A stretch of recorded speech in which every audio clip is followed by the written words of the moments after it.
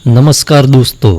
आपने बहुत से ऐसे तालाब देखे होंगे जिसके किस्से बहुत ही मशहूर और फेमस होते हैं। उन सभी तालाबों में से एक ऐसा भी तालाब है जिसका पानी पीने से लोगों की रूह कांप उठती है। दोस्तों, है ना यह बहुत ही खौफनाक और दिल दहला देने वाली कहानी। दोस्तों, इस तालाब के आसपास भी लोग जाने से इतना क्यों डरते हैं, यह तो इस स्टोरी में हम आपको इस तालाब के रहस्य के बारे में बताएंगे। तो चलिए अब बात करते हैं इस तालाब के बारे में। यह कहानी शुरू होती है गोरखपुर के एक गांव के पास के तालाब से। गांव के पास एक ऐसा तालाब है जिसका पानी पीने से लोग डरते हैं, जबकि वह पानी साफ भी है, लेकिन फिर भी कोई नहीं पीता। भले ही प्यास कितनी तेज क्यों न लगी हो, प्यास के कारण गला सूख रहा हो और प्यास से क्यों ना मर जाए, चाहे कुछ भी हो जाए, लेकिन वहाँ के लोग उस तालाब का पानी नहीं पीते। उस तालाब का नाम सुनते ही लोगों के रूह कांप उठती है। लोग घबरा जाते हैं तो कई लोग कांपने लगते हैं। किसी का तो तबीयत खराब हो जाता है तो कोई कई महीने तक बीमार रहता है। आप भी सोच रहे होंगे कि ऐसी क्या बात है जो लोगों को वहाँ का पानी पीने से रोक रही है और इसकी वजह क्या है। आखिर ऐसा क्या है उस तालाब में जिसका नाम सुनते ही लोगों के रूह कांप उठते हैं। भले ही गांव वालों के पास करने को काम नहीं है, वह दाने दाने के लिए तरस रहे हो, पर उस तालाब के पास काम करने के लिए ग्रामीण तैयार नहीं होते। उस तालाब के आसपास बहुत ही वीरान रहता है। स्थानीय लोगों का कहना है कि वहाँ एक बहुत ही खतरनाक और बहुत बड़ी कोई महिला रहती है। वह इतना खतरनाक है कि यदि कमज़ोर दिल वाला उसको देख लेंगे तो उसकी मृत्यु वहीं पर हो सकती है। लोग कहते हैं कि वह आज भी झाड़ियों में घूमती है। कुछ बड़े बूढ़ों का दावा है कि उन्होंने उसे देखा भी है। उसका चेहरा इतना भयानक है जो देख ले महीने पर होश ना आए। कुछ बड़े बुजुर्ग बताते हैं कि उसका चेहरा खून से लथपथ और कटा फटा है। उसके नाखून बहुत ही बड़े बड़े और बाल भी बहुत बड़े बड़े हैं। बड़े बुजुर्ग बताते हैं कि वह इंसानों से बदला लेती है।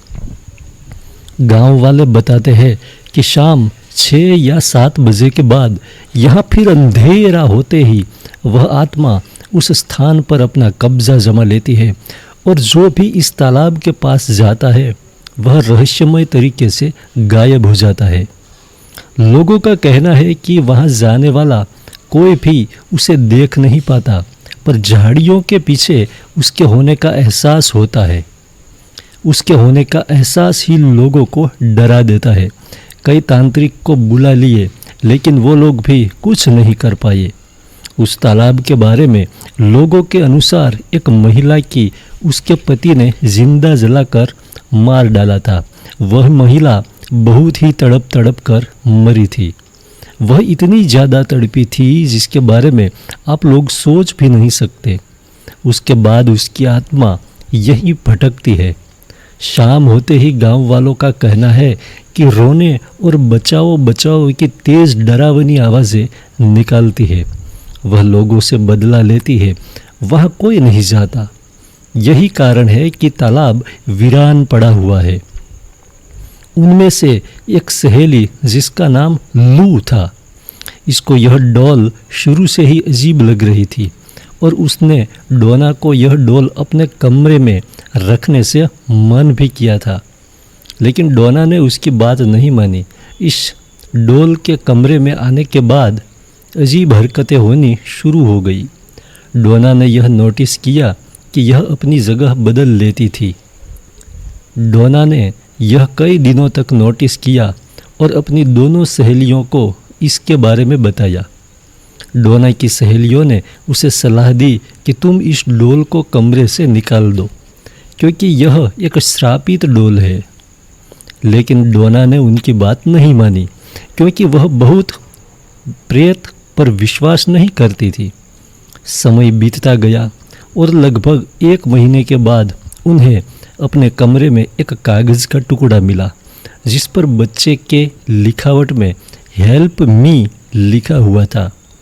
उन्हें ऐसे टुकड़े कई बार अपने कमरे से मिले। एक दिन जब तीनों सहेलियां अपने कमरे में पहुंची तो उन्होंने देखा कि डॉल छाती पर और कमर पर लाल रंग के निशान पड़ गए हैं। लेकिन क्योंकि वह नर्सिंग कर रही थी तो उन्होंने इसका पता लगाने में ज़्यादा समय नहीं लगाया कि यह रंग नहीं खून है। इस दौरान भी डोना की सहेलियों ने उसे बाहर निकलने को कहा, लेकिन डोना ने उनकी बात नहीं मानी क्योंकि डोना को भी इस डॉल से अजीब तरह का लगाव हो गया था। एक दिन लू घर में अकेली थी और डोना अपनी दूसरी सहेली के साथ कहीं बाहर गई थी। तभी लू को डोना के चीखने की आवाज़ आई।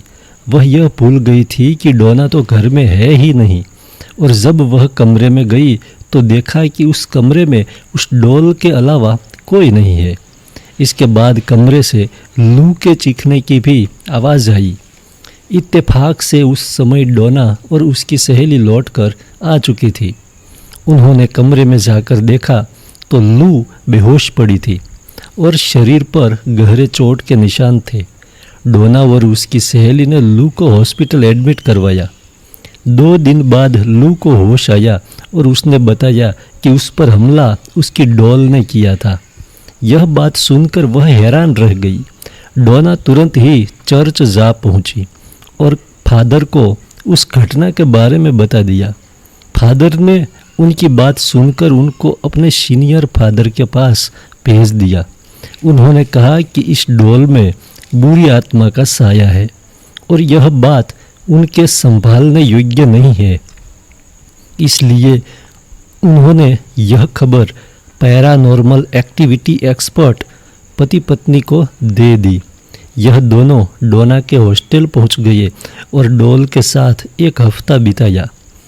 1 हफ्ता बिताने के बाद उन्होंने बताया कि इस डॉल के अंदर एक शक्तिशाली आत्मा का वास है और ये आत्मा डॉल से निकलकर इंसानी शरीर में जाना चाहती है। इसने डोना का शरीर चुना है। उन्होंने बताया कि इस डॉल को डोना से जल्दी दूर करना होगा। यह सुनकर डोना बहुत घबरा गई और डॉल को उनके साथ ले जाने के लिए हाँ कर दी। यह पति पत्नी इस डॉल को अपनी कार में घर ले जाने लगे और रास्ते में कार ने काम करना बंद कर दिया, जिससे कार दीवार में टकरा गई। खुशकिस्मती यह रही कि उनको ज़्यादा चोट नहीं आई। कार के बेकाबू होने के पीछे इस डॉल का ही हाथ था। पति पत्नी ने डॉल को तंत्र मंत्र की शक्ति से अपने वश में कर लिया और एक शीशेदार बॉक्स में बंद कर दिया। इसके बाद उन्होंने इस बॉक्स को अपने ही एक एक्यूट म्यूजियम में रख दिया। आज भी आप इसे इसी म्यूजियम में देख सकते हैं और साफ साफ बॉक्स पर एक वार्निंग भी लिखी हुई है कि बॉक्स को दूर से ही देखें और हाथ न लगाए। दोस्त, ये कहानी आपको कैसी लगी? अपनी राय अवश्य दें। मिलते हैं एक नई स्टोरी के साथ। तब तक अपना ख्याल रखें और खुश रहे। जय हिंद।